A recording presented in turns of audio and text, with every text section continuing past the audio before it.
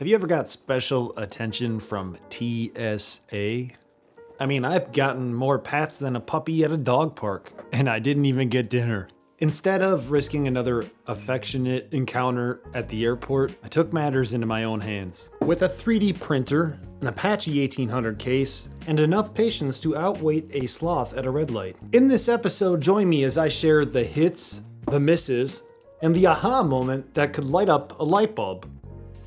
Literally, this could light up a light bulb. It's not just a battery box, it's a battery box with a lot of potential. My mom used to say that, well, he has a lot of potential. Yeah, stick around as I do explore and share with you some of the potential upgrades that I'm hoping to do with this in the future. Oh, wait. Don't forget to strap in, charge up, and hit that like, subscribe, and share button. The concept was I had that battery box and the battery, well, I had the battery and the battery did not look good. And initially what I did is I had another Harbor Freight 1800 Apache case, and you know, I drilled a hole right here, I put a power pole connector in it, the battery was inside, and you know, I guess that was okay. But really, these Apache cases are durable. In a prior episode, I've ran one of these over with my truck, and things were fine. But if I had on the side a power pole adapter, guess what would happen? I would lose the waterproof capabilities, IP65 rating of this case. So I present to you this right here. This is a mixture of a Thingiverse file, which is this case top here you see. And this Thingiverse file that I got for the battery box holds in your power button, holds in the USB, holds in your power poles, which I do recognize right now are crooked. And that's because I got to reprint this piece. In fact, here it is reprinted. So I went out, I purchased a new Apache 1800. And by the way, I'll be building this again. And I'm going to tell you about some of the modifications I'll continue to make because this is never fully done. Here we go, we open it up. Before we have anything in here, I took all the foam out except the foam on the top here. And then what I did is I printed this bezel from thingiverse.com. I'll link you below to that. Now, one of the things you might notice on this bezel, as well as on this piece that I'm about to show you, is there's a lot of white on there. And you're probably thinking, what happened there? First of all, I printed this in what they call PETG or PETG.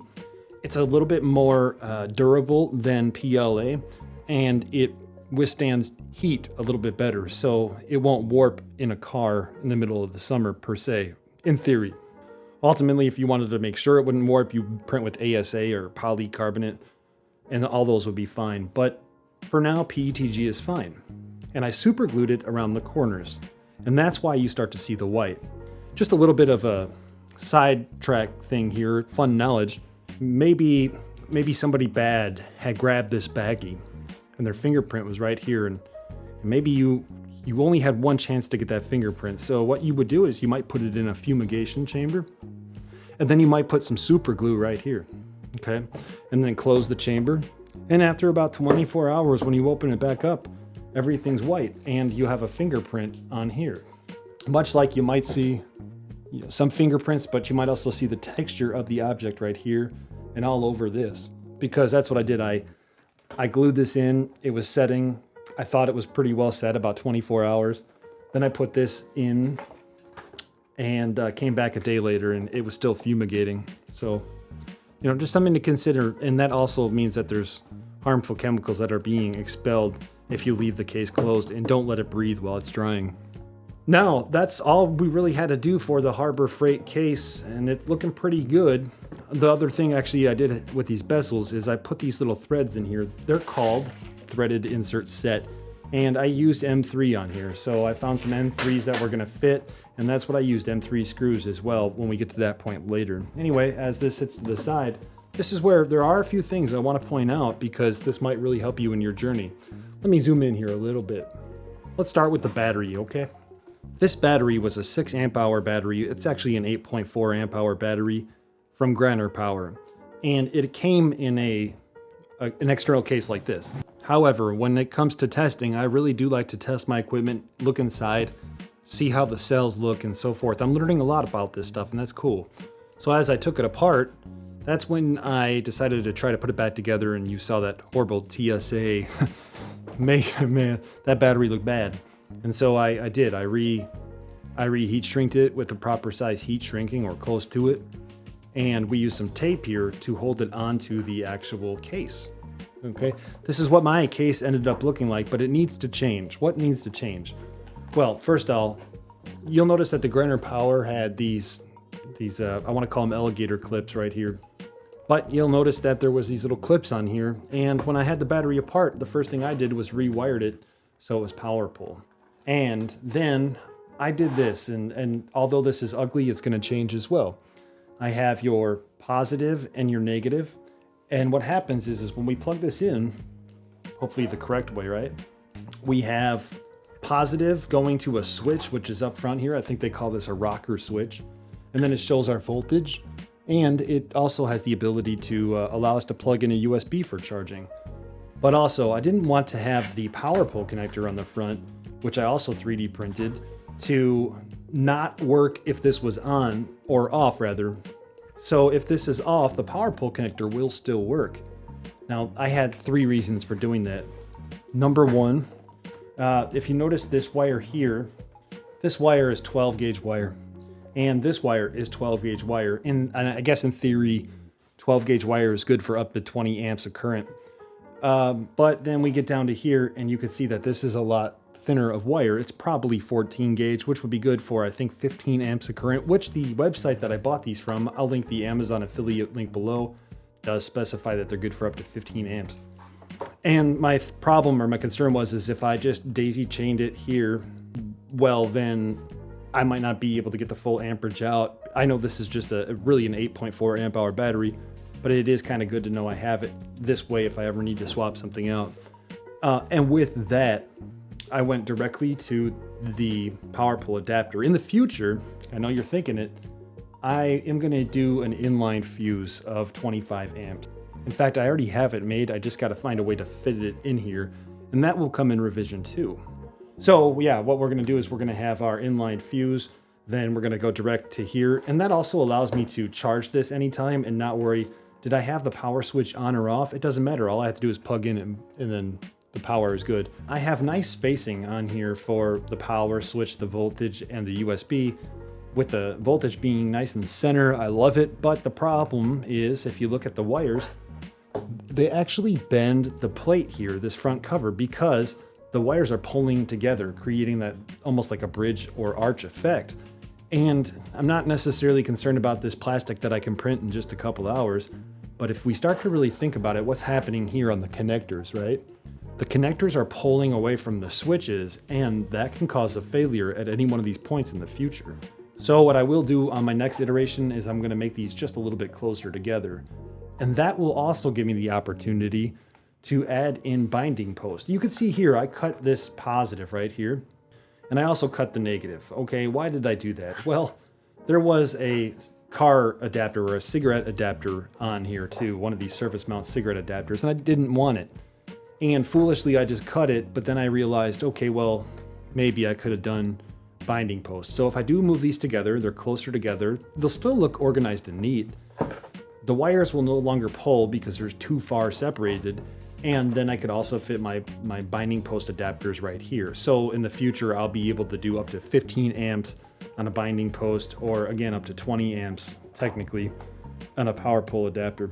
So with that, I went ahead and I put this double-sided tape on here. There's a whole tutorial on thingiverse.com from the gentleman I remixed this from. And that gentleman was N9DMT. I like to give credit when credit is due. In fact, if you're gonna do this whole project here, you could go to his, and if you like his layout better, because he has a different layout, then feel free to use his, but you'll have to go to his Thingiverse anyway to grab this bezel. And then if you like this better, that's fine, but if you like his, great. Now, I did point out a few things, and I just kind of want to reiterate. Number 1, this is horrible that they pull, because eventually you're going to see points of failure. But number 2, also, if we look here at the power poles where I did the splitting, it looks worse than it is, and there's no way that the negative is going to short out the positive at all. But I basically couldn't manage to get heat shrink in there to secure the exposed continuity of either the negative or the positive. And I just kind of wanted to point those things out. Now, this battery does have short circuit protection, but also I'm more worried about protecting whatever equipment I have plugged into here. So let's go ahead and plug this in here. And then after we plug it in, now this is where it kind of becomes like a matter of finding the right angle and getting everything to fit correctly. And why it's also important to let that bezel dry fully, because now we have a nice platform and the battery sits here very well. And then all we're going to do is, I think I've already mentioned, they're M3 screws.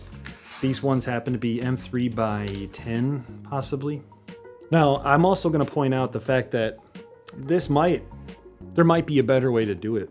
You know, I'm just sitting here showing you what I did, and I'm happy to share some of my experiences, because now you're able to see that it's a fun little project to build. I learned a lot.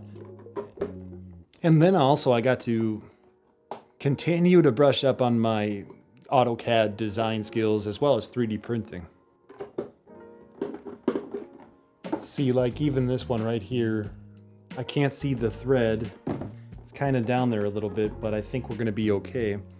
You know, maybe that's something I would be a little bit more cautious or considerate of in the future. Now, what can I do with these? Well, as you know, I could easily, with the power pole connector, power a battery. There was one more thing I wanted to show you. I forgot to mention, in the design of the bezel, I never changed it, but there was this lip that came out here, and I used a grinder just to dumb it down a little bit, because the way I have the spacing on these, and why it will be really good that I bring them in more in the future, is, yeah, this surface mount here, the nut for it, would have interfered with that right there. So just kind of to point out that, yeah, this is still a cool work in progress, and I'm really excited for it. But you gotta kind of mention when there's certain things that could be fixed. Okay, just a thought too here. You have the ability to print your own Apache 1800 case from thingiverse.com. And if you were to do that, you could reincorporate that design, or redesign that rather, so that the bezel itself is incorporated into the case, so you don't need to worry about super gluing. Because what's happening in this corner here is the bezel isn't fitting correctly, and therefore, no matter how much super glue that it's applied, you can't really get that back corner to fully harden. You know, we'll see what happens.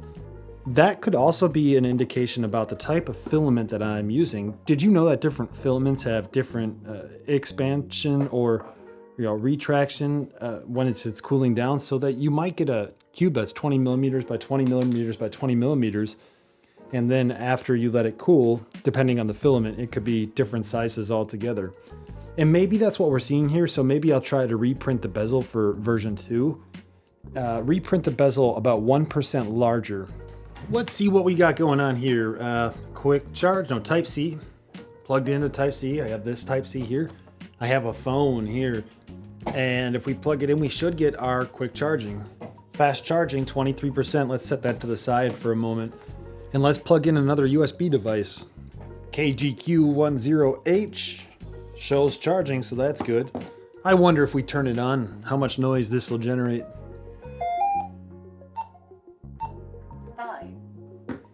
So far, so good. And let's plug in another radio. All right, I thought I lost it, but the IC705, that's what we're going to use here. Wouldn't it be cool to put the IC705 in here and have a battery? Probably need a little bit larger of a case, but maybe that's a project for the future. Plug it in. By the way, I do have inline fuses here, and we're charging. Let's turn it on. I'm not going to hear anything, but let's turn it on. Cool. Now, if I turn this off, you'll notice the charging goes away, right? Goodbye, charging. We'll unplug that for now. Charging on the phone went away, but I'm still charging on here. So that all seems to be working well. So at the end of the day, I've made a battery box that's fairly well portable, nice and easy to carry. To get these stickers off, you could try to peel them. They won't come off very easy. Use a little bit of rubbing alcohol and they'll come right off. And next time I go through airport security, they're going to be wondering, what is the little dude? Anyway, I do hope that you enjoyed this episode to give you a little bit of creative mindset on things you could do with something simple as a 3D printer in an Apache case. What would you do different? Respectively, let me know in the comments, and I hope you have a good one.